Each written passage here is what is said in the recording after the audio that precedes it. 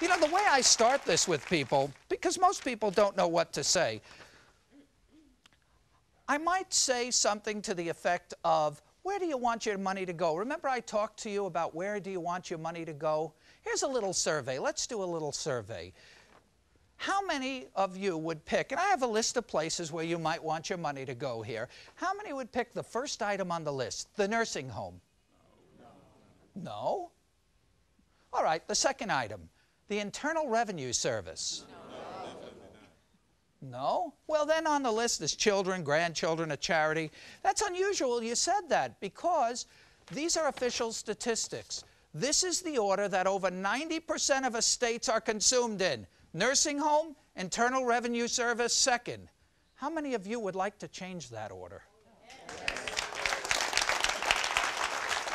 So let's get into this. I'll start with an open-ended question like, who's going to get your IRA when you die? Most people don't know what the heck to say. So you know what they say? I don't know, look at my will. And I'm not talking about the people, the cheapos, who got a will off the internet for $1. You know where I heard the new cheapos are getting their wills and trusts? Bed, Bath, and Beyond. I guess in the Beyond section. I'm not talking about the cheapos. I'm talking about somebody like you. I say, who's going to get your IRA when you die? And you proudly say, look at my will. I didn't get a cheapo will.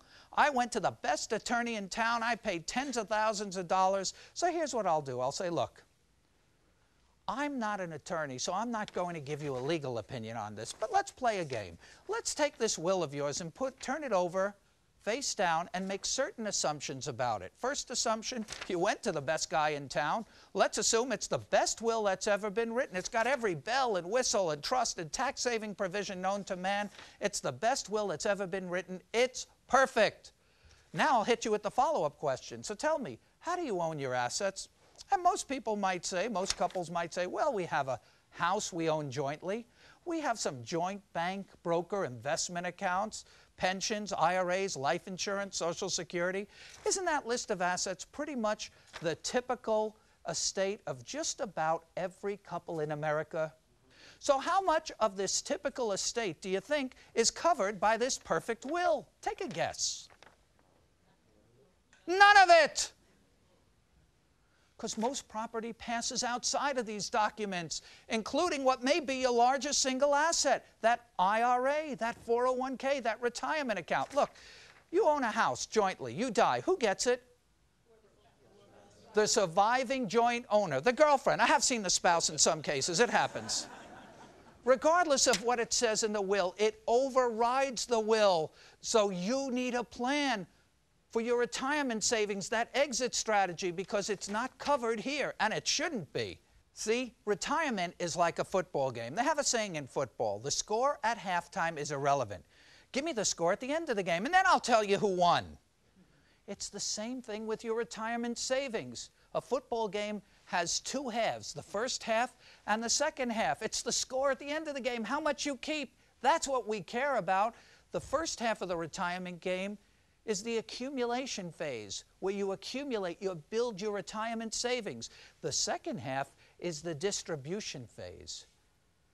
It's in the second half of the game where this game is won or lost. But most people don't play in the second half. A lot of people say, well, I'm happy. I have accumulated all the money I'll ever need for retirement, so I'm done. And they go into the locker room, pat themselves on the back. Meanwhile, the IRS is coming out. They're playing the third and fourth quarter. They're playing nobody. So they win.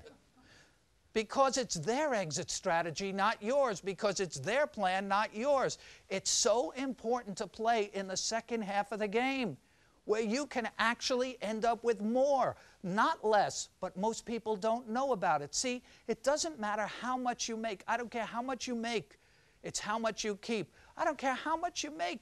If you give it all back to the government at the end, all you did was build a savings account for the government. Let's take an example. Let's pick out a good investor. This guy here looks like a good investor. What's your name? Chris. Chris. Okay, you know what a better name might have been? Rich. Like in Stay Rich Forever and Ever? That's what we're talking about. But let's take Chris as an example. He looks like a good investor.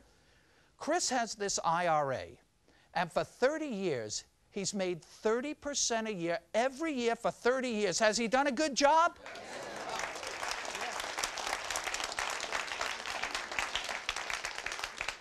30% a year, every year for 30 years. Has he done a good job? Yes.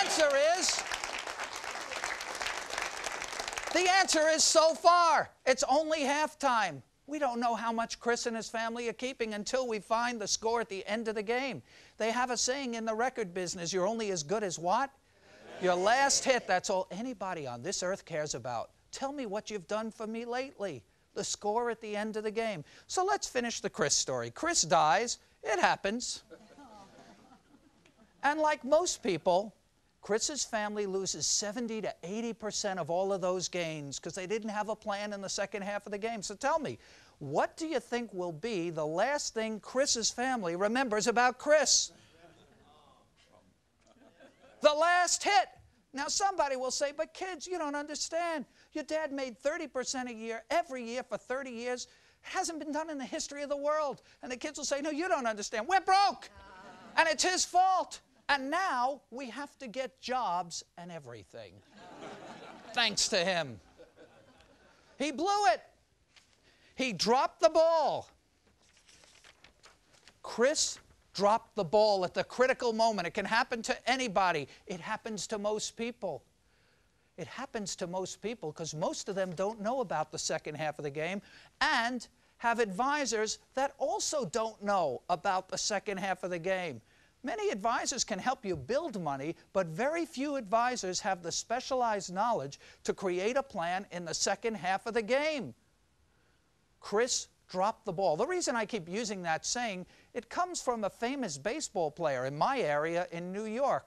Big World Series, big rivalry. The Brooklyn Dodgers versus the New York Yankees.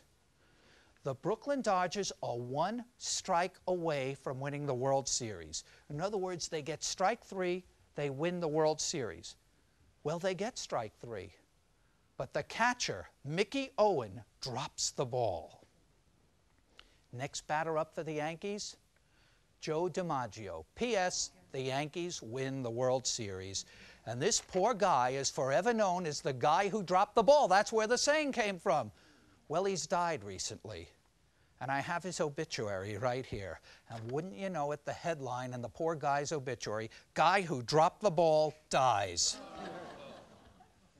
That's the last thing they'll ever remember about this poor guy. But if you know anything about baseball, listen to this. And this was way down in the obituary. Owen had a .995 fielding percentage that season and set a National League record for catchers with 476 consecutive chances without an error. It hasn't been matched since, probably never will be. It says here, though, but it was the lapse in the 41 World Series that came to define his career. When I saw this, I said, well, that's the same as the Chris story or any of your stories. That's all they'll ever remember about you. It doesn't matter how much you made. It's how much stayed in the family, how much of it stayed away from the government. Do you want to build a savings account for the government? That's what most people do. So I call this the retirement savings time bomb. Who do you think is most at risk of getting hit with this? Well, obviously, it's the people with the most in retirement savings. As I said, the tax system, our tax system is a penalty on savers. So the people most at risk are the people who have saved the most. But here, who's at the heart attack risk? The people where most of their net worth, that may be all of us, that's a lot of people, is tied up in some sort of retirement account. The retirement savings time bomb sounds bad, but anybody can avoid it if you have a plan. And that's what we're going to create for you today. So you can have more money for you now, more money for your retirement, and more for your loved ones.